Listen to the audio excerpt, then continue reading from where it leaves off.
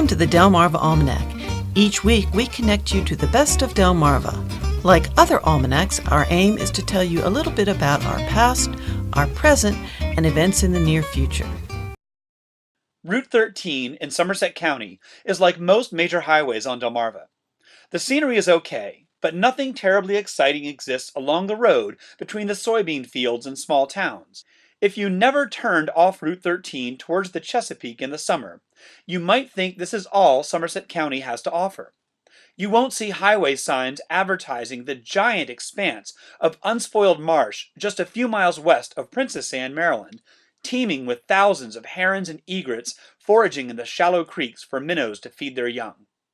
There are no billboards instructing you to peer into the creeks and ditches that border the gravel roads of Deal Island Wildlife Management Area, where you can spy blue crabs and diamondback terrapins.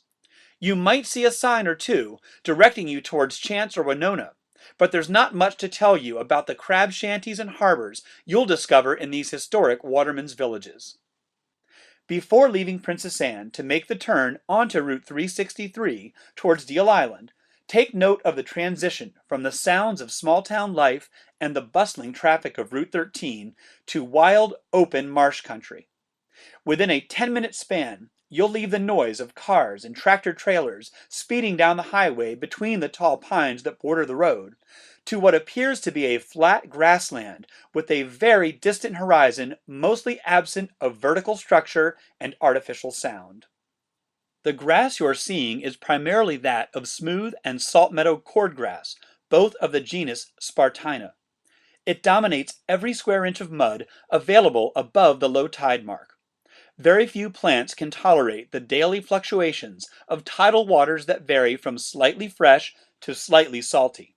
Spartina thrives here. It grows in dense colonies in the open land between the creeks and provides habitat for marsh periwinkles, ribbed mussels, and fiddler crabs.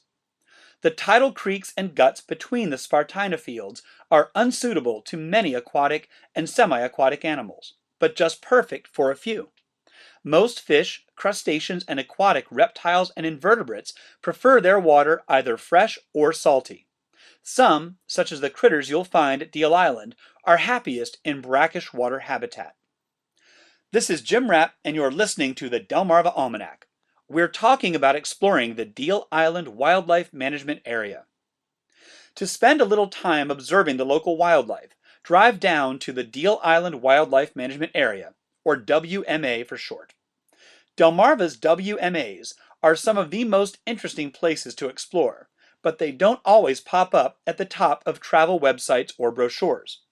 By their design, WMAs are for wildlife conservation first and human recreation second, so they lack some of the infrastructure you'll find at more civilized state and county parks. We owe a huge debt of gratitude to the sportsmen and women who have paid for the establishment of WMAs through hunting license fees and federal taxes on guns and ammunition.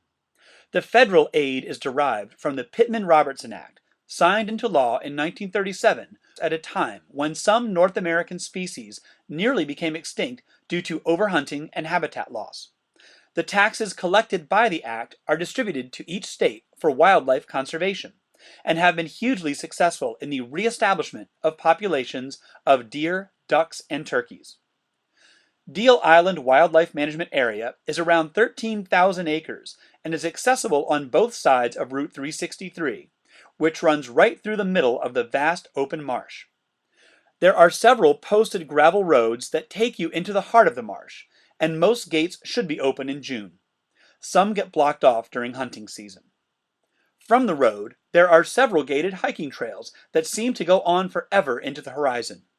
There is no shade or cover here, so bring your sunscreen. You'll also want to dress for the seasonal insects that look at humans as giant bags of tasty, nutrient-rich blood.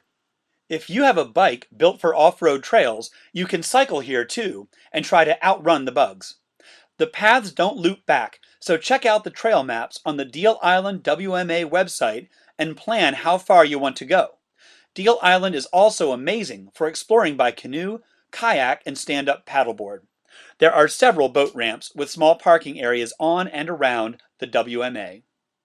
In June, you are guaranteed to see many species of our most charismatic marsh birds, the herons and egrets. Although they come in different sizes and colors, all herons and egrets have long legs in proportion to their bodies. This helps the bird prowl in the shallow water for fish, frogs, snakes, crabs, and just about any living thing they can swallow. Heron and egret beaks are spear-shaped, which helps them slice through the water to grab and sometimes pierce their prey. One thing that differentiates herons and egrets from other long-legged birds, such as ibises and cranes, is that they fly with their necks retracted, not stretched out. At Deal Island Wildlife Management Area, you have a chance to see all 9 of our heron and egret species. One of our most famous Delmarva icons is the great blue heron, our largest species, which stands at just under 4 feet tall and has a wingspan of 6 feet. From the great blue, we'll go largest to smallest. Next is the all-white great egret, just slightly smaller than the great blue. Then the tricolored heron, with its white belly and gray and brown upper side. Next are the similar-sized snowy egret, white with dark legs and bright yellow feet, and the little blue heron, powdery blue as an adult, but confusingly white as an immature bird. Then our smallest white egret, the cattle egret, which is native to Africa, but arrived in the U.S. in the 1940s and rapidly spread throughout the southern states. And finally, the green heron, which stands at just 18 inches tall and has a greenish back and rufous-colored neck. We also have 2 primarily nocturnal herons, the black-crowned and yellow-crowned night herons, which can be seen feeding and flying at dawn and dusk. All breed in or near Deal Island Wildlife Management Area and depend upon the bountiful marshes and creeks for food to raise their young. If you spend your time heron watching late in the afternoon, continue on your trip to the end of Route 363 at Winona for a simply stunning sunset with the historic commercial harbor at your back. Soaking up the sounds of the water lapping against the boats, while the herons and egrets return to their evening roosts as the sun goes down on the Chesapeake, is a Delmarva memory you won't soon forget. Well, that's all for this edition of the Delmarva Almanac. We'd like to thank our community partners, the Friends of Delmarva Public Radio, the Community Foundation of the Eastern Shore, and underwriters EatDrinkBuyArt.com for their help in bringing this program to you, our audience. Our theme music was provided by Brightside Studio. This show has been a Moonshell production. Thanks for listening. Until we meet again, may the rhythms and tides of Delmarva bring you good fortune.